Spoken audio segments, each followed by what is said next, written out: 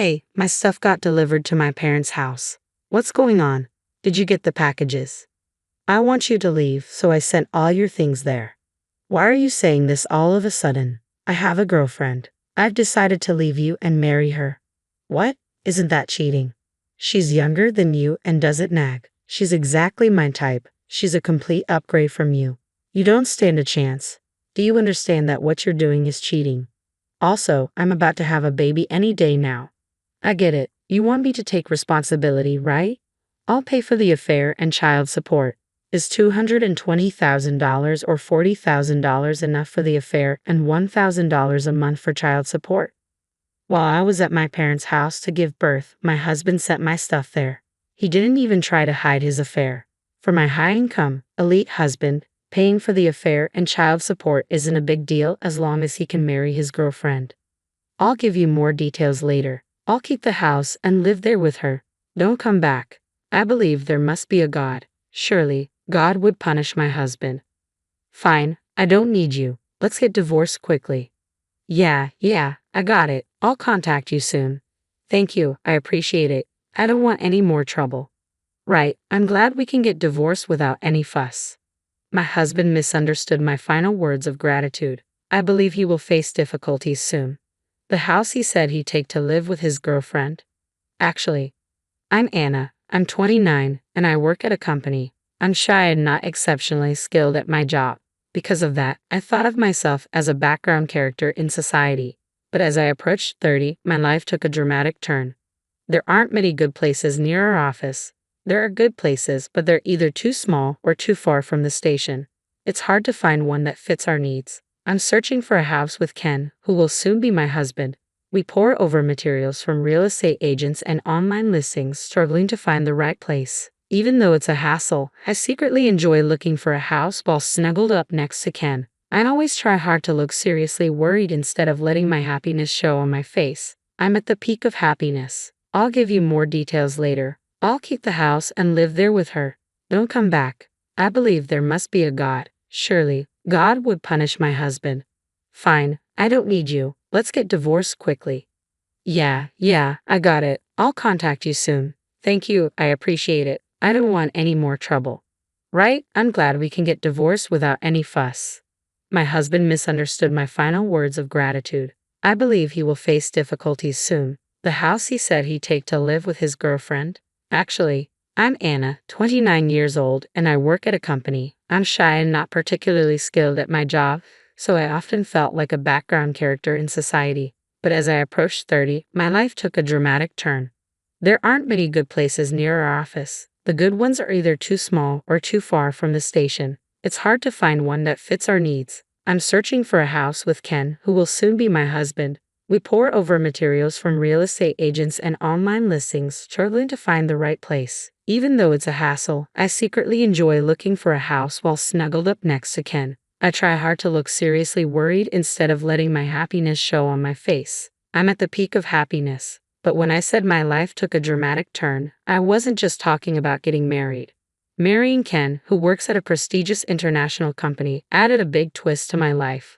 We live in different worlds, but we met through mutual friends, and surprisingly, Ken approached me first. I still can't believe it, so I often ask him, "Hey, what did you see in someone like me again?" Your modesty. Nowadays, a lot of women are strong and assertive, but I'm not into that.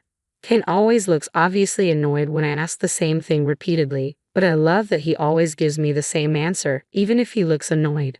When Ken calls me modest, he's talking about my shy nature. He initially approached me simply because he liked my looks. When I first heard that, I thought it was a bit rude, but over time he grew to appreciate my modesty.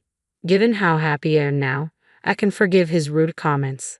In contrast, what drew me to Ken was his decisive and confident nature. Keep gathering info on properties, and did you tell the wedding planner about the changes to the menu? I'm planning to call about the menu tomorrow. What? You haven't told them yet? Handle the important stuff promptly. Yeah, I'll be careful. Ken sighed and began tidying up the property materials. He often delegates various tasks to me, and perhaps because of his elite status, he sometimes talks down to me. We're not married yet, but is this what they call a dominant husband? Some people might find it hard to believe. but for a shy person like me, it's actually easier when someone directs me on what to do. That's why I believe Ken and I are a good match. As the wedding day quickly approaches, we still haven't found a place to live. Since we didn't live together before getting married, we really wanted to start living together right after the wedding. But since that seems difficult, we made a decision. We thought we'd rent until we had kids, but maybe we should just buy that house. Yeah, that seems the most realistic. Ken picked up one of the property brochures and placed it on the table. This house is nearly 40 years old, surrounded by newer houses. It has been unsold for some time. It's well maintained for its age, but it needs some work before it's comfortable to live in.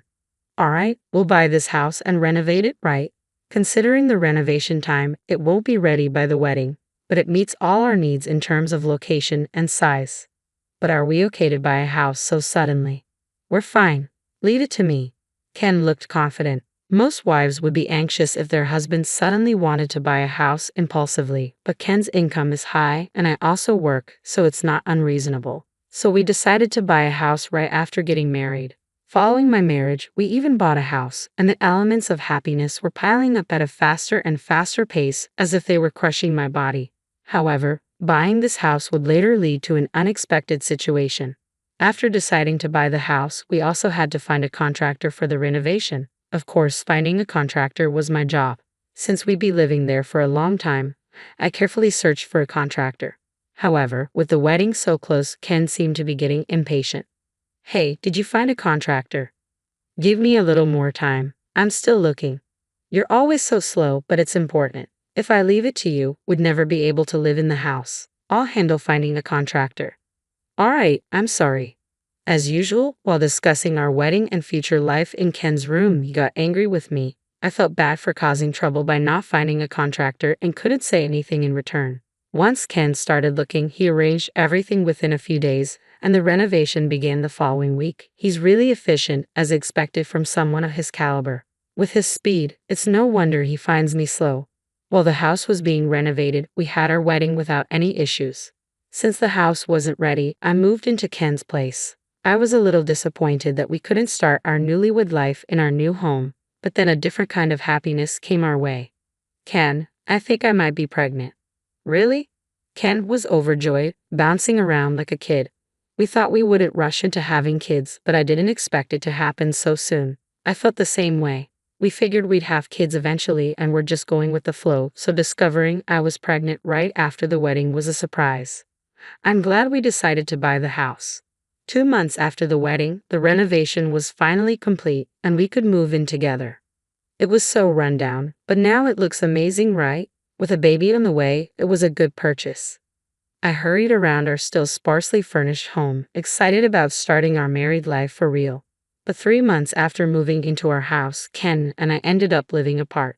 Hey, did you check on that creaky floor in the hallway? No, not yet. I'll call a contractor tomorrow. But aren't you 8 months pregnant now? Use your vacation days and go to your parents' house early. What? I told you I'm planning to take maternity leave 6 weeks before. It'll be tough to move around in another month. Go now while you can. Okay, got it. When Ken suggested I go back to my parents' house early, it made me slow down, lingering over my dinner. We had already discussed and decided on having the baby at my parents' house, and the handover of my work for maternity leave was progressing smoothly, so taking leave a bit early wasn't a problem. But I wanted to spend as much time as possible with Ken at home. I thought Ken felt the same, so it was a bit of a shock when he told me to leave early. Still, I decided to follow his advice. The next week, I went back to my parents' house to prepare for the birth. Well, take care of the house. Yeah, don't worry about it. By the way, about the kitchen wall. Don't worry. I told you I lived alone for a long time. I can handle the housework. No, I mean the window frame too. All right, I'll take care of everything. Ken seemed to think I was being too persistent, so he gently pushed me out the front door. As I turned back, Ken was waving with a smile. I trusted that Ken would handle things well and decided to leave the house in his care. Mom, Dad, I'm home. Welcome back. It must have been tough, right? Not really. I'm okay. When I arrived, Mom greeted me at the entrance. Feeling a bit awkward about her concern, I averted my gaze. I didn't want to admit that I had spent $200 on a taxi from the house to here. Oh, you're back. Was it tough? No, not really. In the living room, Dad was there. I averted my gaze again at his words. Needless to say, my parents' house is comfortable. At home, Ken tends to be a bit domineering, and I did most of the housework, but here I just help out a bit. My parents are still in their late 50s, so they both work. Mom works part-time and comes home in the early afternoon, so I'm alone in the morning. I spend that time slowly cleaning and doing laundry for exercise. In the afternoon, Mom takes care of the house, so I have nothing to do. Having nothing to do feels oddly unsettling, so I end up following Mom around looking for ways to help. I want to call Ken and catch up on things, but ever since I came back home, he hasn't contacted me much or visited. Has Ken called you back yet? No, he hasn't returned any of my calls. I really need to talk to him. I wonder if something's wrong. He hasn't visited in a month. I'm worried. He's probably just enjoying his freedom and focusing on work since I'm not there. Mom peeled an apple, looking worried. I gratefully ate the apple she gave me. Mom is probably imagining negative things like Ken being sick or having an affair. But Ken is a capable professional, and we're about to have a baby, so I thought there was no way he could be sick or cheating. I soon realized how naive that thought was. One afternoon, while Mom and I were watching TV, the doorbell rang. Who is it? Looks like a delivery. It wasn't unusual to get a package, but Mom looked confused as she went to the door. I waited in the living room. I could faintly hear Mom talking to a delivery man but couldn't make out the words. After a while, Mom came back, looking worried and flustered. Hey, your stuff from your house is here. What's going on? What? What do you mean? I didn't understand what she was saying and could only repeat her question back to her. I slowly stood up to check the situation and headed toward the packages that had arrived. What's this? What's going on? When I stepped outside, there was a moving truck loaded with boxes. I opened one of the boxes and found my clothes inside. I opened another box, and it also contained my clothes. It looked like all the boxes were filled with my belongings from our house. I didn't understand the situation, but since the packages had arrived, I had no choice but to accept them. We pushed all the boxes into an empty room at my parents' house. The room was completely filled with boxes. After seeing the movers off, I called Ken in front of the delivered packages. I didn't expect him to answer, as he usually didn't, but this time he picked up right away. Hey, my stuff was delivered to my parents' house. What's going on? Did the packages arrive? I decided I want you out of the house, so I sent all your stuff there. What? Why are you saying this all of a sudden? Well, I have a girlfriend. I decided to leave you and marry her. What? He called her his girlfriend, but that meant he was cheating, openly declaring it to me, his wife. I couldn't comprehend what he was saying, and I started feeling dizzy. Isn't that cheating? Well, yeah, I guess. We started dating before the wedding. Guys can get cold feet too, you know. She was kind to me when I was struggling, and we started seeing each other. I couldn't call off the wedding, so I married you, but I couldn't give her up. When I lived with her in her house this past month, I realized she's better than you, so I decided to divorce you. Living with her? You mean she's been staying in our house for the past month? Calling her a mistress is disrespectful. She's my fiancée now. She's a mistress because I'm still here. My vision, which had been spinning, suddenly cleared, and I found myself yelling at Ken. My mom, who was listening to the call, looked extremely worried when she heard the word cheating. Not wanting to upset her any further, I forced myself to calm down. You told me to go back to my parents' house early so you could live with her, right? That's right. She's younger than you, not as slow, and exactly my type. She's a complete upgrade from you. You don't stand a chance. Do you understand that what you're doing is cheating? And I'm about to have a baby any day now. I get it. You want me to take responsibility, right? I'll pay for the affair and child support. Is $20,000 or $40,000 for the affair and $1,000 a month for child support enough? Even over the phone, I could imagine the smug look on Ken's face. Ken is an elite and high-income earner. Paying for the affair and child support probably didn't seem like much to him if it meant he could marry his girlfriend. In contrast, I'm a nobody. There's no way I could stop Ken from divorcing me for her, so I had no choice but to accept the divorce. As much as I wanted to refuse the alimony and child support out of pride, as a regular employee, I needed the money. It was a bitter pill to swallow. I gripped my phone tightly out of frustration and shame. That's the deal. The divorce is final, and I'll give you more details later. I'm keeping the house and living there with her, so don't come back. I thought to myself that there must be a God, and surely God would punish Ken. Fine, I don't want anything to do with you. Let's get divorced quickly. Yeah, I got it. I'll contact you soon. Thanks, that helps. I don't want any more trouble. Right, I'm glad we can get divorced without any fuss. After hanging up, Mom looked at me with concern. I smiled to reassure her. Ken misunderstood my final words of gratitude. I believed that he would face some trouble soon. 3 months later, I gave birth to a healthy baby girl named Maya and was still at my parents' house. She was so adorable that I couldn't bear to be apart from her, even though I needed to start looking for a place before my maternity leave ended. The divorce was finalized, and Ken agreed to pay for the affair and child support. I had no lingering feelings for my ex-husband. In fact, I felt refreshed after the divorce. Since we already settled everything, I thought I'd never have to deal with him again. But suddenly, he called me. He must have finally realized the situation. Hey, what's going on? What do you mean? The house. You mentioned something about the floors and walls, didn't you? Did you know about this? Yes, I knew. You hired a shady contractor for the renovation. Why didn't you tell me? I tried to, but you never returned my calls because you were too busy having fun with your girlfriend. Besides, I told you about the creaky floors before I left for my parents' house and asked you to check it out, but you were too focused on getting me out of the house quickly to listen seriously. Ken thought I was too slow in finding a contractor, so he took over the task. When he started looking, he quickly found someone and began the renovations. I was impressed with how efficient he was, but it turns out he chose the contractor based solely on price without checking reviews or reputation. So he ended up hiring a shady contractor. After living in the house for just 3 months, I noticed the floors creaking, cracks in the kitchen wall, and screws missing from the window frames. After moving back to my parents' house, I looked into the contractor and found out they were scammers. I tried to contact Ken to tell him, but he never returned my calls, and we ended up getting divorced before I could tell him.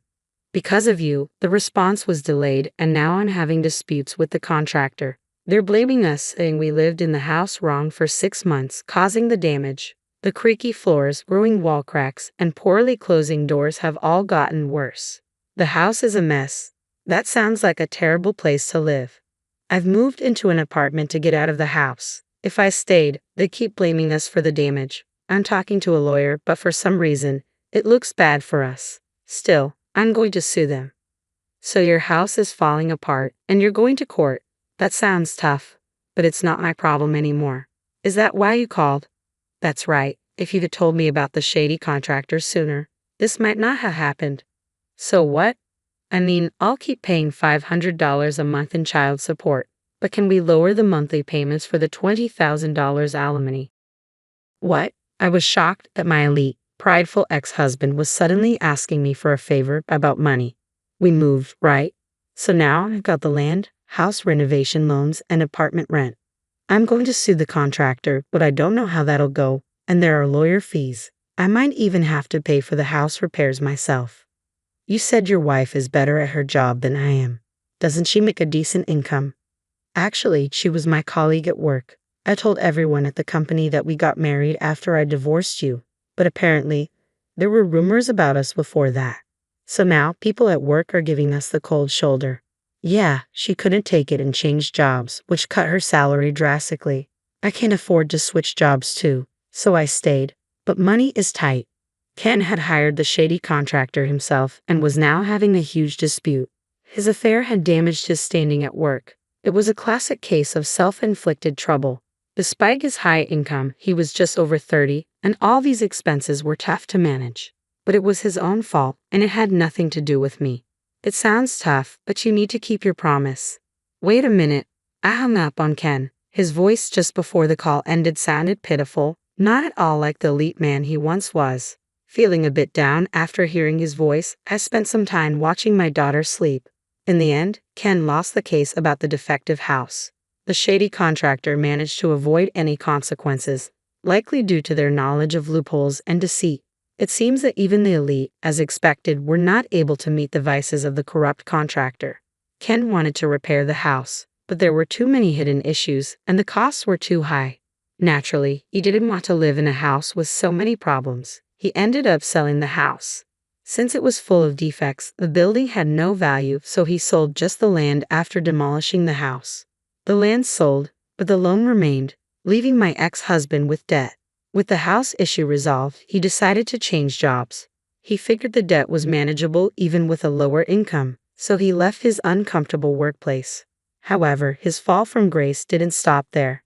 His new wife, who had to deal with the huge house trouble right after they got married, and the fallout of their affair being exposed at work, blamed him for everything. Their relationship deteriorated, and she eventually left him. Now my ex-husband lives alone in an apartment with a lower income from his new job and monthly payments for his debt, alimony, and child support. His once luxurious life as an elite is now a life of frugality. He foolishly pursued an affair, losing his money, house, and family in the process. Love is indeed blind. I plan to start looking for an apartment for my daughter and me soon. When I talked to my company about my child, they agreed to let me work shorter hours, but I don't need to change jobs. I'm grateful for that. Returning to work will be challenging, so I intend to fully enjoy the precious time with my adorable daughter while I can.